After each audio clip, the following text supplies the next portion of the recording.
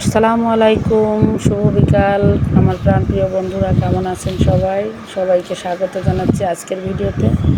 আমার YouTube channel স্বপ্নপুরীতে আপনাদের সবাইকে ওয়েলকাম করছি। কেমন আছেন সবাই?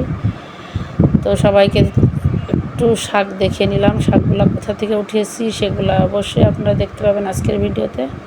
আমার ছাদের থেকে আমি এই শাকগুলো উঠিয়েছি। ছাদ বাগানে এত পরিমাণে শাক হয় যেগুলো কয়েকদিন পর পরে আমাকে উঠাতে হয়, না হলে শাকগুলো একদম নষ্ট হয়ে যায়। দেখেন কী পরিমাণে মিষ্টি কুমড়ার শাক হয়েছে এখানে। এটা হচ্ছে মিষ্টি কুমড়া, জালি কুমড়া সব মিলিয়েই হয়েছে। তো প্রত্যেকটা টবেই শাক গজিয়েছে, সেগুলোই আমি উঠাবো। যেগুলো আমার কাজে লাগবে না শাক হিসাবে সেগুলো খাবো। তো দেখেন এই যে এগুলো মিষ্টি কুমড়ার শাক উঠাচ্ছি। সাথে এটা হচ্ছে জালি কুমড়ার শাক, পুঁই শাক, সব মিলিয়ে অনেক রকমের শাক আছে। তো সেই শাকগুলোই আমি উঠাবো আর আপনাদেরকে দেখাবো কী পরিমাণে শাক কিছুদিন আগে উঠিয়েছি, না হলে আরও প্রচুর শাক ছিল। তো দেখেন কি সুন্দর তরতাজা শাক। এই যে এখানে আছে হচ্ছে ওই শাকটার নাম আমি জানি না, এটাও নাকি খাওয়া যায়। তারপরে এই যে এটা চাল কুমড়া, চাল কুমড়ার শাক, এই শাকগুলো আমরা খাই।